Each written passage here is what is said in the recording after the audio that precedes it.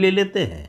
जो भगवान विष्णु का उपासक है वो ज़रूरी नहीं कि भगवान शिव का विरोधी हो, लेकिन उसको भगवान विष्णु की उपासना करने का अधिकार क्यों नहीं है?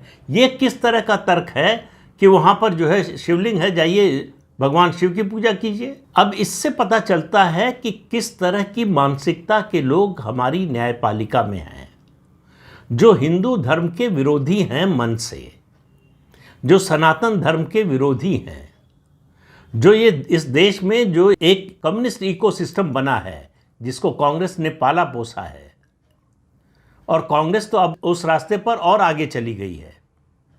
हिंदू विरोध में इस समय कांग्रेस सबसे आगे है। ऐसे में मुख्य न्यायाधीश गवई साहब का ये कथन, ये टिप्पणी इस देश के 100 करोड़ से ज़्यादा हिंदुओं की भावनाओं को आहत करने वाली है। सुप्रीम कोर्ट का खुद का निर्णय है कि हेट स्पीच अगर कहीं होती है तो ये राज्य सरकार की जिम्मेदारी है कि तुरंत FIR दर्ज करे, चाहे कोई शिकायत करे या ना करे।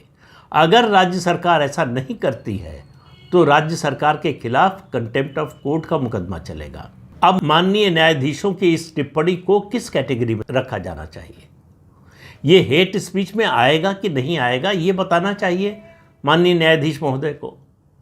उनको पहले तो हेट स्पीच की परिभाषा तय करनी चाहिए कि क्या हेट स्पीच में आता है, और शायद ये भी तय करने का समय आ गया है कि वो बताएं कि कौन बोलेगा तो हेट स्पीच माना जाएगा और कौन बोलेगा तो नहीं माना जाएगा। ये जो कुछ हो रहा है देश में इस समय, अब ये कोई एक घटना नहीं है, आप लगातार इसका सिलसिला देखेंगे।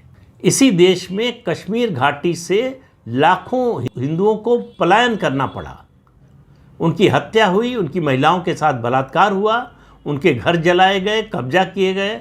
उस पर सुनवाई करने को सुप्रीम कोर्ट तैयार नहीं है कि बहुत दिन हो गया। केंद्र सरकार ने फैसला किया कि जम्मू कश्मीर से अनुच्छेद 370 और 35 से हटा दिया जाए।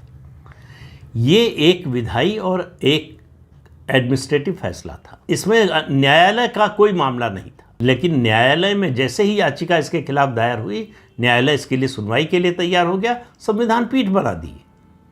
ये अलग बात है कि जो फैसला आया वो सरकार के कदम के पक्ष में ही आया, लेकिन सवाल यह है कि इस पर सुनवाई की ज़रूरत क्या थी, क्योंकि ये ऐसा मामला था जिस पर माननीय न्यायाधीश महोदयों को दिखाना था कि ये देश सेकुलर है।